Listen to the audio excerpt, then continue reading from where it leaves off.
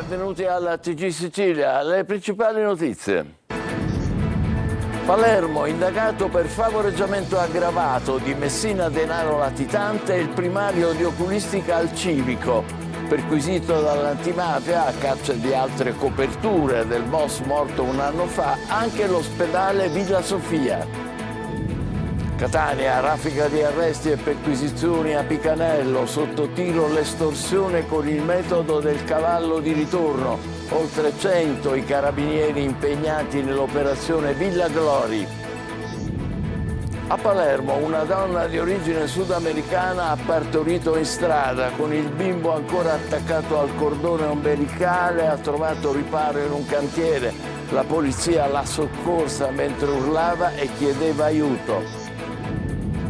Ancora a Palermo ci sarà un secondo processo per uno dei giovani già condannato a 7 anni per lo stupro di gruppo al Foro Italico. La procura lo accusa adesso di revenge porn per avere diffuso le immagini della violenza. Intanto per la sicurezza alla Vucciria i residenti chiedono l'esercito. Catania, prime indiscrezioni sul capodanno targato Mediaset, la Panicucci conduttrice, Gigi D'Alessio tra le star, in arrivo anche una nutrita schiera da amici di Maria De Filippi. A Ruba i balconi con vista concerto. Un operaio del petrolchimico di Priolo ottiene il riconoscimento della sua malattia professionale, fibrosi polmonare, per l'esposizione all'amianto per 17 anni sul luogo di lavoro. Inaugurato un murales che ritrae Totò Schillaci. Eccolo qua, l'eroe d'Italia 90 esulta davanti ai tetti di Palermo. L'opera realizzata al CEP dopo il bomber è nato e cresciuto. Calcio giocato, il Catania si prepara a Sorrento, in porta ci sarà Ferrone, Castellini e Inglese dovrebbero rientrare dal primo minuto. Terminata l'ultima partita del 2024, si penserà al mercato.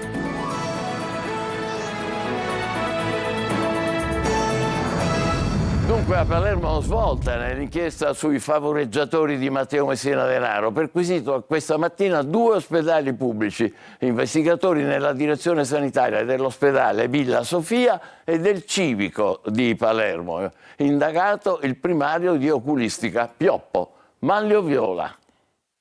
2 ricette mediche firmate dal primario di oculistica di Villa Sofia prima dell'ospedale civico, adesso Antonino Pioppo di 69 anni, sono alla base della nuova inchiesta per favoreggiamento nei confronti del boss deceduto Matteo Messina Denaro. Le ricette risalenti a un periodo fra il 2016 e il 2020 furono trovate in uno dei covi del boss latitante. Erano intestate una ad Andrea Bonafede, l'alias ormai noto del latitante, e l'altra ad un secondo nome su cui adesso si indaga. Per questo motivo sono scattate questa mattina perquisizioni nei reparti di oculistica e nelle direzioni sanitarie proprio dei 2 ospedali pubblici palermitani Villa Sofia e Civico. Perquisizione anche nello studio medico privato dell'oculista. Secondo la procura c'è il sospetto concreto che Pioppo abbia avuto in cura il boss per il suo strabismo e che conoscesse la vera identità del latitante. Per quel problema agli occhi Messina Denaro si fece visitare anche in Spagna, secondo i risultati dell'inchiesta, e subì in seguito un intervento, ma non si sa ancora dove. Pioppo, che è già stato interrogato, risulta indagato per favoreggiamento. Le perquisizioni puntano ad acquisire documenti e comprendere se l'operazione del boss sia avvenuta in uno dei 2 ospedali pubblici, oltre a verificare se realmente il medico fosse a conoscenza dell'identità del paziente. Poco fa si è saputo che la Procura di Palermo ha scoperto che le false identità utilizzate da Messina Denaro durante la sua trentennale latitanza sono 15.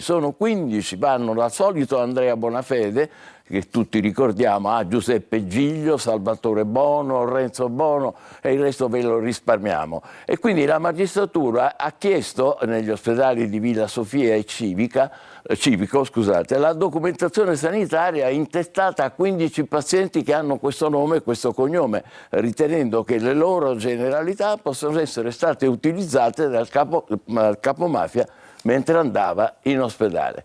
Adesso ci trasferiamo a Catania. Droga e estorsioni con il metodo del cavallo di ritorno, raffica di arresti e perquisizioni a Picanello. Oltre 100 i carabinieri impegnati nell'operazione Villa Glori. Tonino De Mana.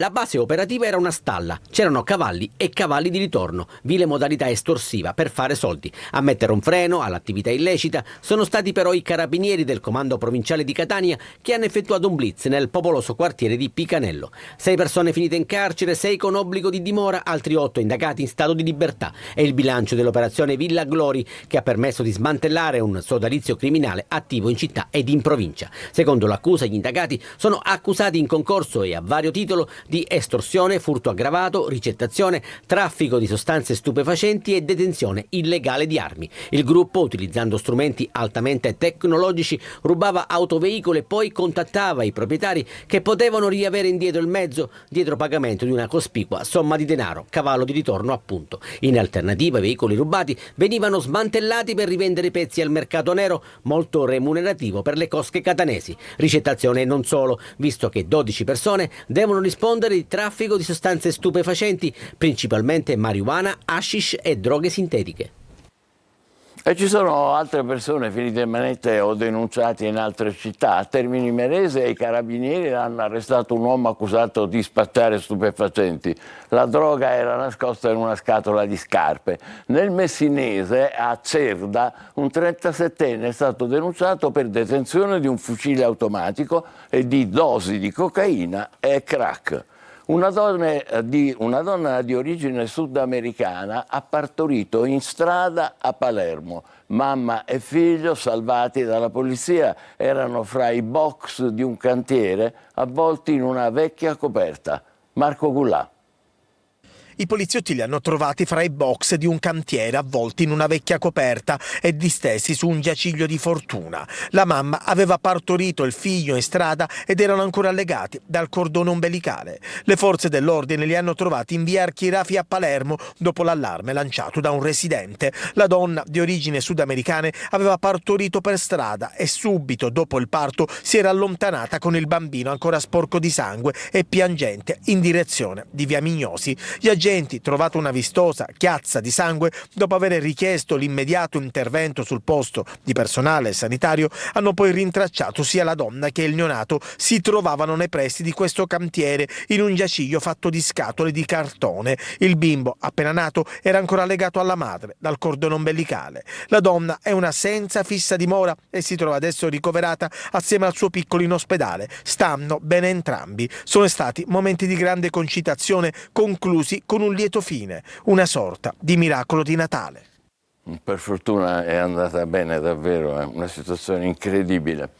Salgono a 10 gli avvisi di garanzia per la morte del piccolo Vincenzo Lantieri, ricorderete, precipitato 6 mesi fa in un pozzo nelle campagne di Palazzola Creide, nel Siracusano. C'è un buco di 13 minuti nella ricostruzione degli investigatori, dall'attimo in cui il bimbo è caduto al momento in cui sono stati chiamati i soccorsi. 13 minuti che nessuno riesce a spiegare. Vedremo.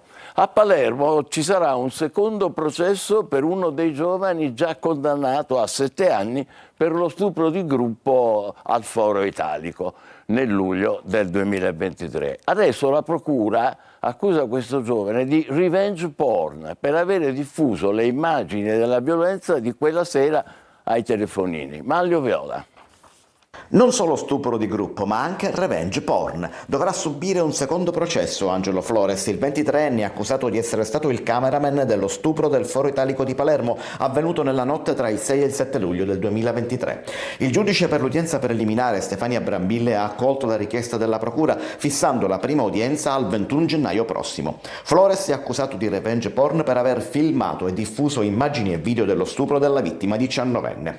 Secondo l'accusa, avrebbe documentato con il suo cellulare le fasi dello stupro e avrebbe poi condiviso il materiale con altri. Il reato contestato prevede una pena da 1 a 6 anni di reclusione sia per chi crea e diffonde il materiale sia per chi lo riceve e lo condivide ulteriormente senza il consenso della vittima. Flores avrebbe inviato 2 video e alcune foto a 2 amici la sera successiva allo stupro. Il materiale sarebbe stato poi diffuso tramite Instagram e WhatsApp anche ad altri 2 coinvolti nella violenza, Gabriele Di Trapani ed Elio Arnao.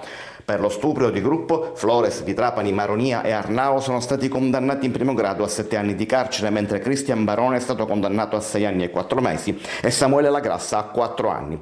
L'unico minorenne del gruppo, Riccardo Parrinello, è stato condannato invece in appello a 8 anni e 8 mesi. A Palermo cresce l'allarme per gli episodi di violenza alla Vucciria. I residenti chiedono l'intervento dell'esercito per riportare sicurezza e decoro in centro città. Intanto resta in silenzio il turista americano che ha accoltellato il 29enne bengalese. Marco Gullà. Si è avvalso della facoltà di non rispondere Joseph Decker, il turista 23enne americano accusato di aver accoltellato il giovane bengalese alla Vucciria nella notte tra venerdì e sabato.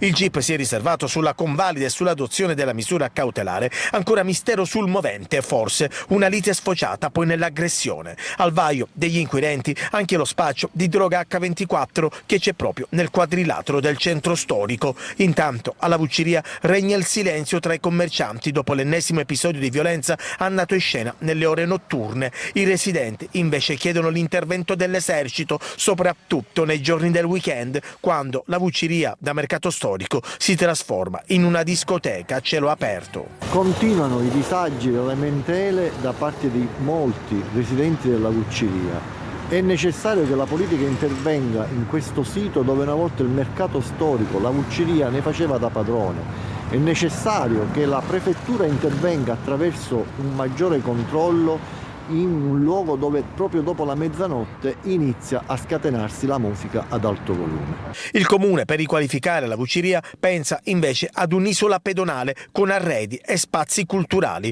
Basteranno ad arginare il caos del centro storico cittadino? E pensare che proprio in questi giorni si festeggiano i 50 anni della Vucciria di Guttuso. Andiamo a Catania, ancora nessuna conferma sui nomi degli artisti del concerto di Capodanno in diretta TV su Canale 5 in Piazza Duomo. Tra le indiscrezioni spuntano i nomi di Gigi D'Alessio e una nutrita schiera di amici di Maria De Filippi. La conduzione di Federica Panicucci non dovrebbe essere messa in discussione. Sentiamo Eva Spampinato. La notizia è ormai ufficiale, il Capodanno in diretta TV nazionale su Canale 5 si farà da Catania ed è già corsa per cercare un balcone con vista su Piazza Duomo. Gli hotel e i B&B della zona sono già tutti prenotati. Chi ha disponibilità delle ultime stanze ha già aperto una lista d'attesa e dopo la conferma dell'evento che porterà i più grandi nomi della musica italiana sotto l'elefante è boom di richieste. Abbiamo ricevuto molte chiamate a riguardo, molte chiedevano informazioni. Non solo turisti ma anche tanti catanesi interessati ad una postazione VIP sul concerto di Capodanno. Anche un stretto numero di amici per prenotare comunque una camera e poi godersi lo spettacolo dalla terrazza. E c'è anche chi pensa di affittare la propria abitazione privata. Ho avuto tantissime richieste sia di turisti, di insomma persone che vengono da fuori, sia di ovviamente amici e persone anche catanesi, entusiasti di questo avvenimento e mi chiedono di poter farne parte, almeno appunto guardando questa festa. Un evento come la diretta nazionale del concerto di Capodanno è sicuramente una bella notizia per tutta la città che potrà godere di un potente ritorno d'immagine, motivo per cui la Regione ha messo sul tavolo 2 milioni di euro per diffondere e promuovere il brand Sicilia con un pubblico potenziale di milioni di telespettatori. Ancora nessuna conferma sui nomi degli artisti del 31 dicembre, tra le indiscrezioni spuntano i nomi di Gigi D'Alessio e di una nutrita schiera di giovanissimi amici di Maria De Filippi, sempre in un collaudato mix di vecchie glorie e nuovi talenti. La conduzione di Federica Panicucci non dovrebbe essere messa in discussione.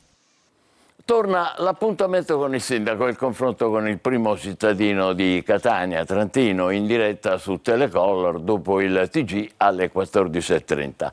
Per le vostre domande, segnalazioni e perché no, lamentele, scrivete al numero WhatsApp 342 74 55 005 oppure inviate una mail a sicilia24focus, tutto attaccato, @telecolor.it. Vi aspettiamo su Telecolor alle 14.30 con un'ampia pagina riservata ai vostri messaggi.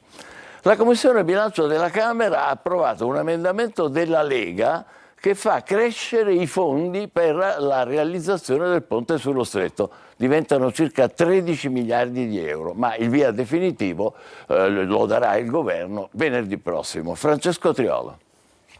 In attesa delle decisioni del CIPES, il ponte sullo Stretto di Messina entra nella manovra finanziaria del governo nazionale. Un emendamento in Commissione Bilancio infatti diminuisce i 9,3 miliardi previsti nella vecchia legge di bilancio per la quota a carico dello Stato, riducendoli a 6,9 miliardi. Nello stesso tempo vengono incrementate le risorse a carico del Fondo di Sviluppo e Coesione, prevedendo un ulteriore stanziamento di 3,88 miliardi che si aggiungono ai 2,3 miliardi già previsti in manovra 2024 a carico del Fondo Sviluppo e Coesione. Ci sono poi altri 500 milioni di euro per le opere connesse alla costruzione del collegamento. In totale quindi al ponte andranno poco più di 13 miliardi di euro contro gli 11,6 miliardi stanziati nella vecchia manovra di bilancio. L'opera insomma incassa 1,3 miliardi di euro in più grazie allo spostamento di risorse dal bilancio dello Stato al Fondo di Sviluppo e Coesione, cifre comunque che saranno tutte indicate nel dettaglio all'interno del piano economico finanziario che la società Stretto di Messina sta definendo per presentarlo nelle prossime ore al tavolo del CIPES.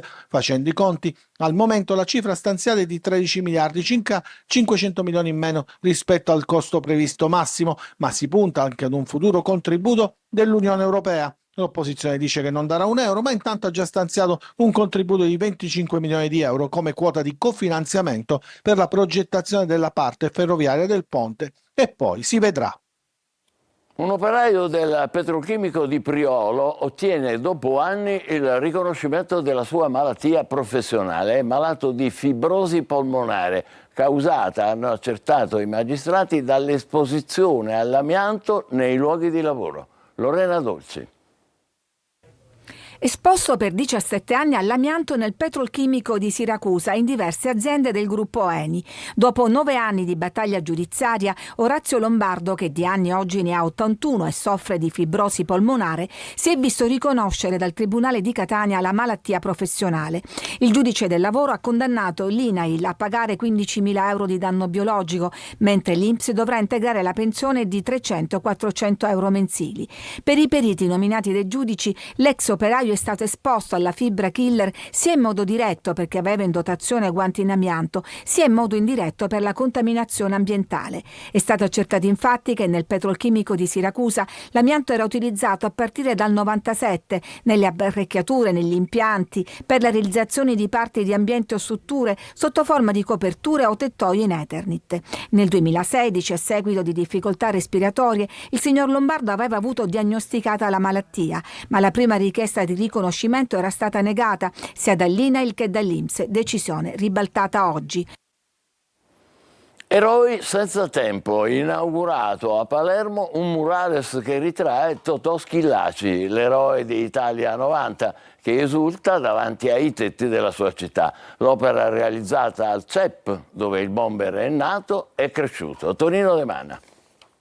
Totò Schillaci in maglia azzurra che esulta, sullo sfondo i tetti della sua Palermo. I campioni non muoiono mai, le loro prodezze restano indelebili, impresse nel cuore e nella mente dei tifosi. E chi non ricorda Totò Schillaci, i suoi gol, la sua mimica facciale, gli occhi sgranati, immortalati e visti in ogni angolo del mondo. L'eroe d'Italia 90, stroncato a settembre da un male incurabile, rivive grazie ad un murales al CEP. L'opera, realizzata dall'artista Salvo Castellese, è stata inaugurata alla presenza dei familiari di Totò, tra cui il padre Domenico, i fratelli Giuseppe e Giovanni e la moglie Barbara Lombardo, emozionata ma sempre lucida nel veicolare messaggi positivi. Spero che comunque mio marito possa essere d'esempio per tutti questi ragazzi, di non lasciarsi trasportare dalle cattive amicizie e di seguire sempre i propri sogni. Ed è quello che diceva sempre mio marito: seguite i vostri sogni e non mollate. L'iniziativa rientra nel progetto Street Art Le strade da seguire della Fondazione Federico II. Maradona a Napoli, Totò Schillaci a Palermo. Nessuno mai dimenticherà gli intramontabili eroi di Italia 90. E dopo la nostra breve pausa passeremo al calcio giocato con il Catania che si prepara alla sfida con il Sorrento, poi si penserà al calciomercato. Rimanete con noi, vi aspettiamo.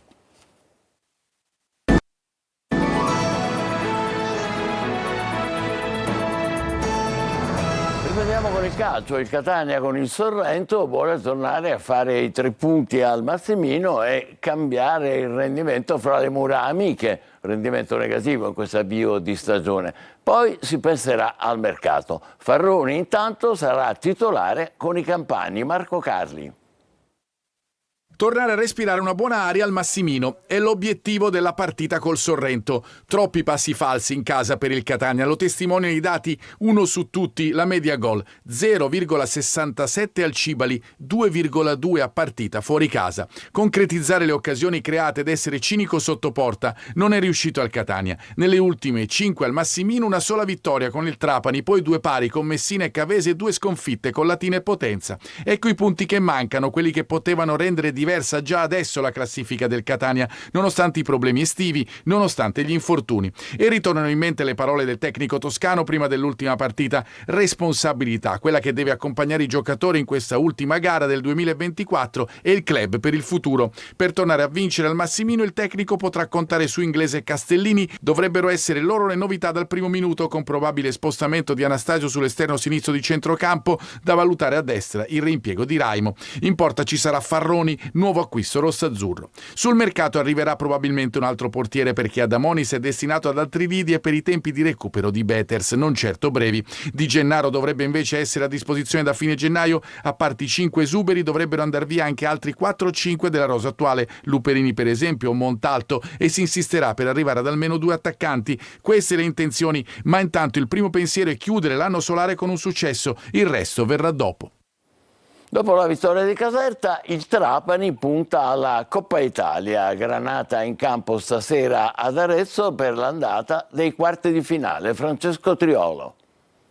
Scende in campo questa sera alle 20:30 il Trapani per il match di Coppa Italia che vedrà il Granata impegnati ai quarti di finale in trasferta contro l'Arezzo. Partita secca con, in caso di parità, supplementari e calci di rigore. Il Trapani ci arriva dopo aver superato i turni con Cavese, Monopoli e Catania. L'Arezzo invece ha battuto Pesaro, Ascoli e Perugia. La vittoria di Caserta ha dato entusiasmo e fiducia alla squadra allenata da Eziolino Capuano, che chiuderà il 2024 in casa lunedì nel posticipo contro il Foggia. Il tecnico ha detto a chiare lettere che la Coppa è un obiettivo che può aprire spiragli importanti anche per chi solitamente gioca di meno. L'altra siciliana di Serie C, il Messina, invece cerca di concentrarsi in vista della gara di domenica a pranzo, inizio 12:30, a Potenza, trasferta delicata per la squadra di Modica che sta affrontando un periodo particolarmente difficile con 4 sconfitte nelle ultime 5 gare e il terzultimo posto in classifica. A questo va ad aggiungersi la situazione societaria complicata dal mancato passaggio di proprietà